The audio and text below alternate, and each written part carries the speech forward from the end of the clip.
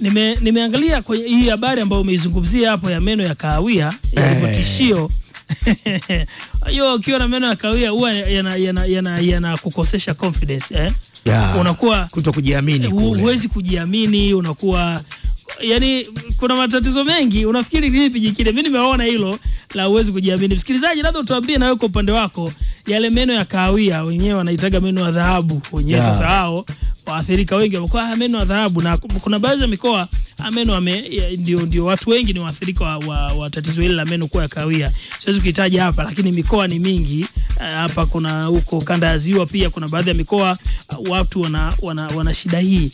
Unafikiri tatizo ni nini Uncle Bige? Inawezekana ikawa ni mazingira ya eneo lenyewe, maji yakawa yanasababisha hivyo. Moja hapo inawezekana ikawa ni maji pia ambayo tunatumia haya, kuwa na magadi. Unajua magadi yanasababisha pia hali lakini tutakuja kufahamu zaidi kitaalam baadaye. Tutamtafuta mtaalamu aweze kutuambia meno ya kahawia yanasababishwa na nini, ama yanatokana na nini mtu kuwa na meno ya kahawia, lakini madhara yake ni nini na tiba yake ni nini tutakuja kujua pia. Sasa sisi tunazungumzia kwa lengo la kawaida tu. Wewe ni kijana ni mtanashati alafu na meno ya kahawia. Sasa kuna muda uwezi kuzuia, kwa sababu ni matatizo ambayo yanatokana na nature ya sehemu yenyewe ambayo unaishi. Kwa sababu unasema utamtafuta mtaalamu, nafikiri tutajua. Kuna visababishi vingine tunasababisha wenyewe.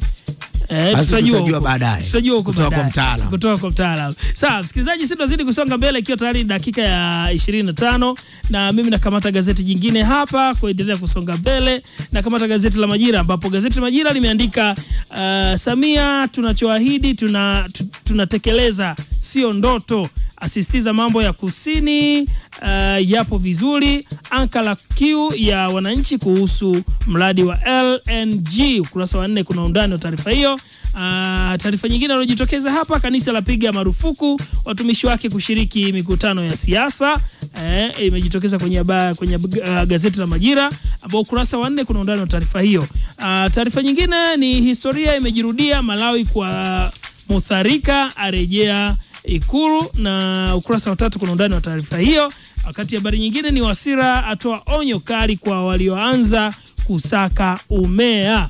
Ukurasa wa 4 kuna undani wa taarifa hiyo. Habari nyingine ni Biteko ataka bodi ya ERB kuwatunuku wahandisi. Ukurasa wa 2 kuna undani wa taarifa hiyo. Na taarifa nyingine, uchumi wakua kwa 5.4% robo ya kwanza ya mwaka 2025. Ukurasa wa 3 kuna undani wa taarifa hiyo. Na mimi namaliza na taarifa nyingine katika gazeti la Majira, gazeti huru la kila siku. ACT Wazalendo yaomboleza kifo cha kaka yake Rais Mwinyi. Ukurasa wa 3 kuna undani wa taarifa hiyo. Haya, tuangalie habari ya kukua kwa uchumi. Tanzania ni miongoni mwa nchi 10 zinazokuwa kiuchumi, na uchumi wakua kwa 5.3% robo ya kwanza ya mwaka 2025. Sasa uchumi wa Tanzania